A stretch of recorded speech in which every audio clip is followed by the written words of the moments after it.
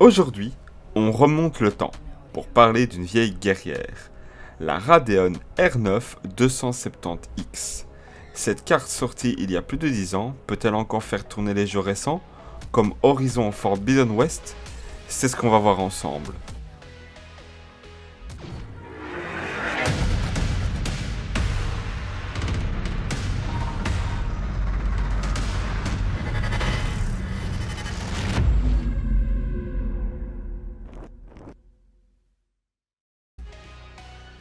Commençons d'abord par une petite présentation. La carte dont on va parler aujourd'hui, c'est la AMD Radeon R9 270X, un modèle lancé en novembre 2013. Elle fait partie de la série des R9, qui visait à remplacer les anciennes Radeon HD, tout en conservant un excellent rapport performance-prix à l'époque. Basée sur l'architecture GCN 1.0, pour Graphics Core Next, elle proposait une bonne base pour jouer en 1080p dans de bonnes conditions, sans exploser son budget. Elle se plaçait au milieu de gamme, juste au-dessus de la R9 270 avec des fréquences un peu plus haut, mais des performances très proches.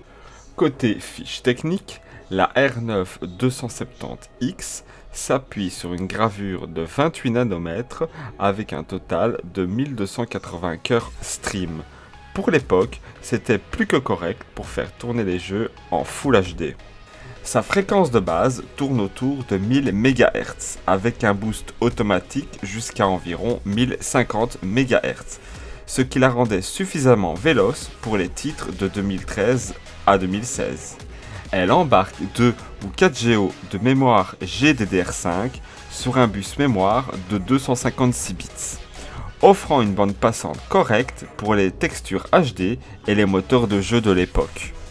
Niveau consommation, on est sur un DTP de 180 watts, ce qui exigeait 2 prises PCI 2x6 broches pour l'alimentation. C'est modeste comparé aux cartes graphiques actuelles, mais il fallait quand même une alimentation fiable derrière. Côté connectique, on retrouvait généralement 2 ports DVI, un HDMI et un DisplayPort, ce qui couvrait tous les besoins des setups gaming de cette époque.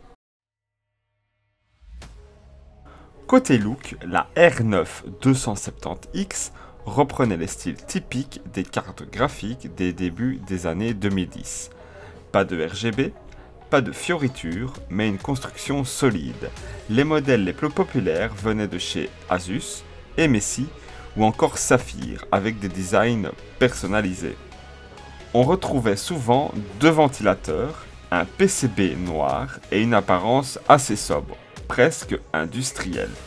Certaines versions proposaient une finition combinant plastique et métal, et la plupart prenaient 2 slots PCI dans le boîtier, avec un ventirad assez massif pour gérer les 180 watts de DDP.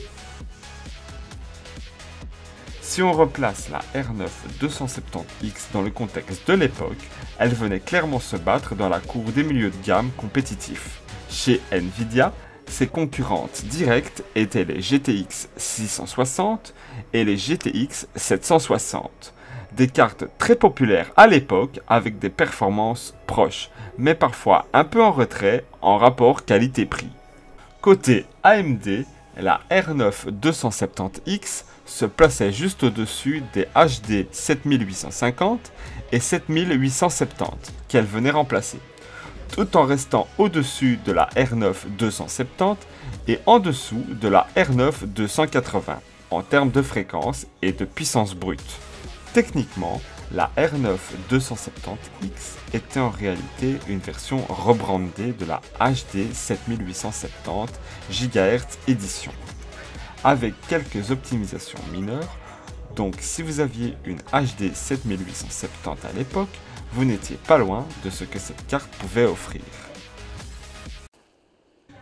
Et aujourd'hui, que vaut cette vieille R9 270X face à un jeu moderne comme Horizon Forbidden West?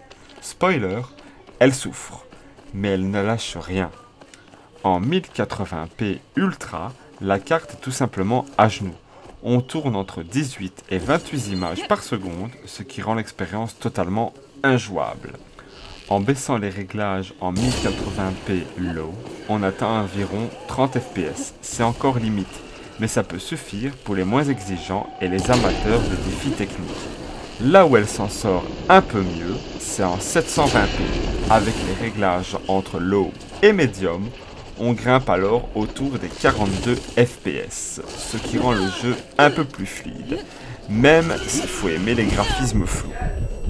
Pendant tout ça, la carte monte à 95 à 99% d'utilisation, preuve qu'elle est poussée dans ses derniers retranchements. La température, elle, grimpe entre 78 et 84 degrés, ce qui reste acceptable si votre boîtier est bien ventilé. Alors, est-ce que la R9 270X vaut-elle encore le coup aujourd'hui? Eh bien, tout dépend de ce que vous voulez en faire. Elle peut encore être intéressante pour certains usages bien spécifiques. Par exemple, pour un PC secondaire, un build rétro en 1080p, ou encore des expérimentations sous Linux, du modding ou du rétro gaming moderne. Elle fait le job, tant qu'on ne l'en demande pas trop. Mais attention, elle a ses limites. D'abord, ces 2 à 4 Go de VRAM, c'est clairement un goulot d'étranglement sur les jeux modernes. Elle commence aussi à accuser le coup sur le support des dernières API, notamment DirectX 12 et Vulkan, qui ont du mal ou pas du tout pris en charge sur certains titres.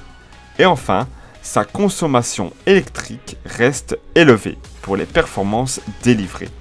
À côté d'un petit GPU moderne d'entrée de gamme, elle fait presque office de radiateur électrique.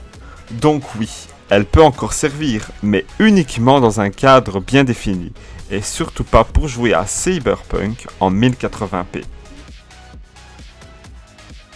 La Radeon R9 270X, c'est un petit bout d'histoire.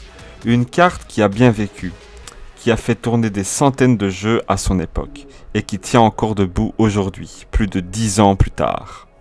Évidemment, elle ne fera pas tourner les derniers AAA en ultra, et elle galère clairement sur les titres récents, mais elle reste la preuve que certaines cartes d'hier étaient conçues pour durer. Alors, si vous en avez une qui traîne dans un tiroir, ne la jetez pas, testez-la, branchez-la, donnez-lui une seconde vie, elle mérite au moins ça. Et voilà, si ce genre de retour dans le passé te plaît, pense à liker, à t'abonner et à me dire en commentaire quelle vieille carte tu voudrais qui passe sur le banc de test dans une prochaine vidéo. Merci d'avoir regardé et à la prochaine sur Hardware Manceur.